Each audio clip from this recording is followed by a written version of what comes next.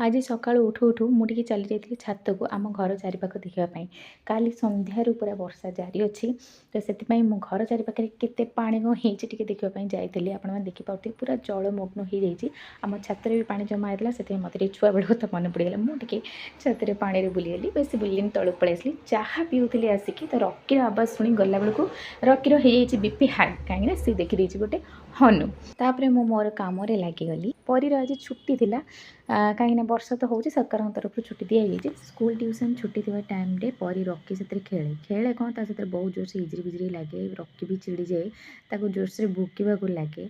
ତାପରେ ମୁଁ ସମସ୍ତଙ୍କୁ ଖାଇବାକୁ ଦେଇ ସାରିକି ପରୀକି ଖୁଆଇଦେଲି, କାହିଁକିନା ସେ ଆମ ରାଜଜେମା, ହାତରେ ତ ଖାଇପାରିବାନି, ମୋତେ ଖୁଆଇବାକୁ ପଡ଼ିବ। ତାପରେ ମୁଁ ବି ଖାଇ ଦେଇଥିଲି। ବର୍ଷା ପାଗ, ଖାଇ ପିଇ ସାରି ବସି ପଡ଼ିଥିଲୁ ମା ପୁଅ ଝିଅ ଚାସ୍ ଖେଳିବା ପାଇଁ। ଆଜି ଦିନଟି ମୋର ଏମିତି କଟିଥିଲା। ମୋ ଭିଡ଼ିଓ ଭଲ ଲାଗିଥିଲେ ଲାଇକ୍, ସେୟାର, ସବସ୍କ୍ରାଇବ୍ କରିବେ। ରହିଲି, ଜୟ ଜଗନ୍ନାଥ।